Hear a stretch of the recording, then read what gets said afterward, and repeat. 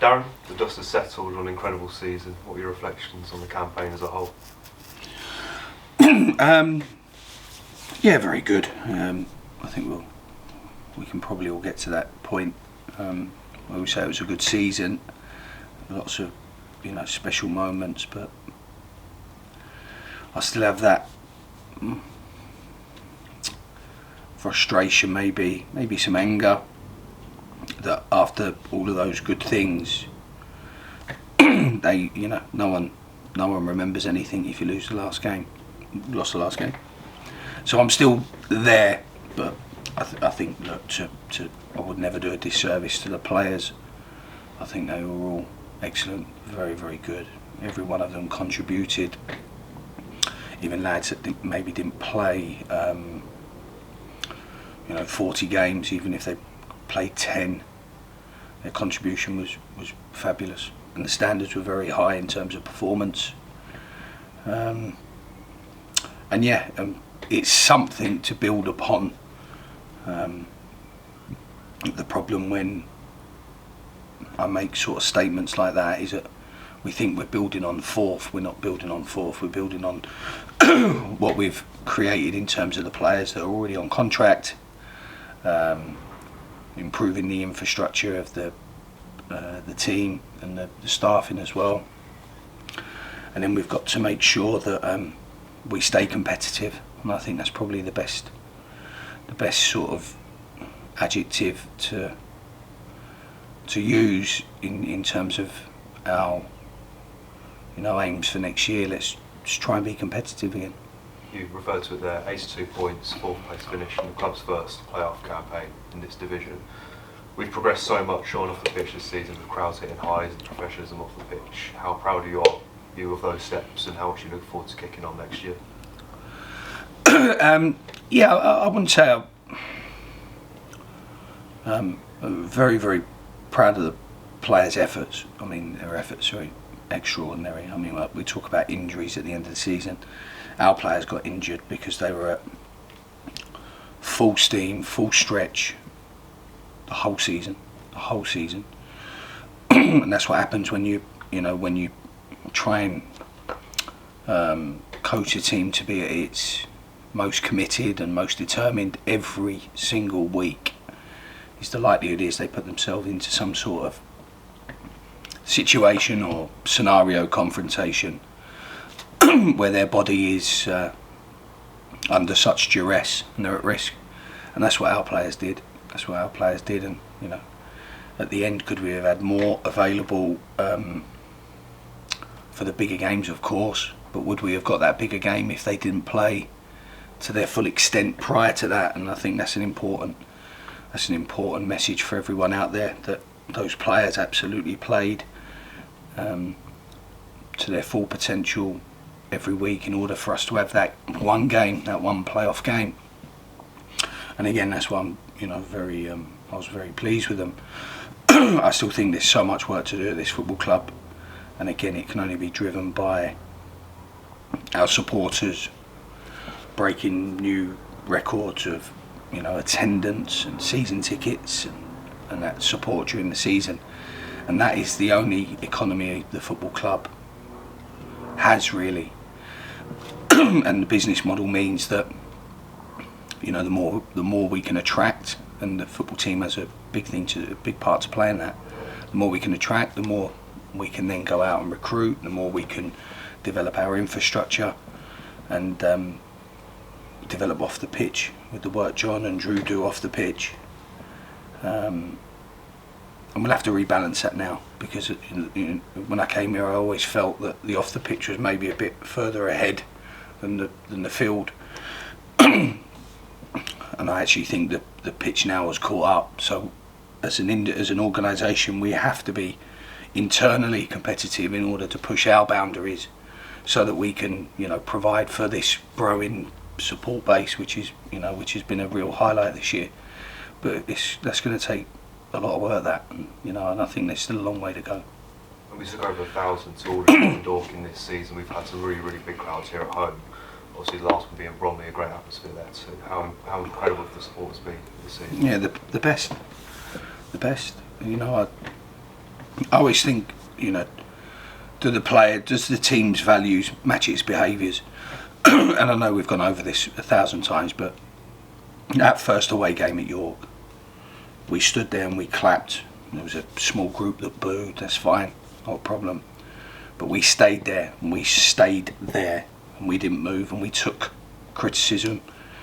And what that did was that was us trying to install a set of values. And then did the behaviour of the team, the staff, the squad, did the behaviours then match those values during the course of the season? They did. So it was became a bit of a pivotal moment for us, and a bit of it was probably the start of our development and our connection between the players and the supporters, and that developed from that game forward, and it carried on and it carried on, and then obviously the 2 derby games, we won 3 out of 4 derby games this year, you know, and that helps things accelerate and move on so much quicker. So, you know, I think with the way the season ended, the highlight absolutely was the way we've built that rapport and that ability to connect with each other, and we're very grateful. You know, the players, the staff, we're so grateful to those supporters. They're magnificent, and hopefully we can work as well together next year, but you know, it doesn't sometimes organically just happen like that. And looking at recruitment, retaining these players, you must be really looking forward to working with a core group of players on the contracts. Yeah, well, look, it's a lot more than what we had contracted last year. We had 3 last year, contracted players. So to have the 8 or 9 that we've got now, you know, is definitely an advancement on last year. It just means that we won't have to do as much as we did in the summer. Not that we'll work any less for what we need, but it means we don't actually have to push through anything like the quantities that we pushed through last year. Which means that we can spend more time on the ones we really think are going to make a difference, and between the ones that, you know, I think will stay, that are out of contract but will stay, and the market externally, you know, we'd like to think we'll be competitive in that sense. Again, it is harder when you've made the progression that we've made as quick as we've made it, because we're not trying now to recruit for anything above 15th. We're trying to make sure we try and stay competitive. It's a completely different finance, it's a completely different resource, it's a completely different market, and you know, and we are now battling it out in terms of that recruitment stage or phase, you know, with some of the bigger hitters, and it gets tougher, I'm afraid. And those players we've had on loan and the players who are on contract but not staying with us next season, we've had some great servants. Have you got anything to say to them? Well, you know, I think in particular Joe and Craig, outstanding. First of all, the best guys,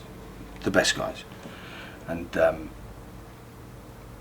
Craig is, when I joined, Craig was someone, when I thought of Woking before I joined, I thought of Craig Ross. That was something that just came into my mind. Josh Casey was the same. I always thought, that's Woking. And I thought Craig was a brilliant performer for us. And there's been a brilliant performer before me with Alan, and a real good chap. And it really is tough to have to tell people or have to deliver these messages. It's not nice. It's not something I enjoy. It's not something I look forward to, especially when they're that good a person. Craig Ross has been a magnificent player for me and everyone that he played for here, and will carry on being magnificent for his next manager. Joe McNerney has gone completely full circle. I think we can all agree. I think we'll all agree with that sentiment. From you know, coming to the club last year, my expectation wasn't what's become the reality with Joe. Brilliant performer this year, absolutely brilliant, and that was a really tough decision. Really tough, because he played so well for us this year. Played so very well. but you have to try and make these big calls with what you believe is the best interests of everyone at heart. And that's what I've always tried to do, and I'm, certainly not afraid to make those calls. It's just not nice having to make those calls with those types of people. And again, because he started here, Joe, his affiliation with the club, these people, they should, whenever they return, and I'm sure they both will return next season with an opponent, whenever they return, they deserve the most admiration for their service. Tyreek, bless him, has had a difficult time with us this year after last year, and I think probably the transition of my playing style, even maybe shape, maybe not always agreed with him to the extent he did previously. But again, brilliant guy, brilliant guy, very good player. Still has lots and lots of time to ensure he has a strong career like like the other two we mentioned, like Craig and Joe, and he has that on his side. And it was, our intentions with Tyreek this year haven't been met, and that's never always the player's fault. It's always a mix. Players need help, managers need help, coaches need help. We all need help, and it's when it kind of locks together that you get that special product. But brilliant lad, and someone with a future, a real longer future. Excuse me. So tough calls, very tough calls, and then the players that are out of contract that have been made offers, we'll see them or we won't see them. So I won't speculate at this time. Darren, thank you for your time this year. Enjoy your summer and see you soon.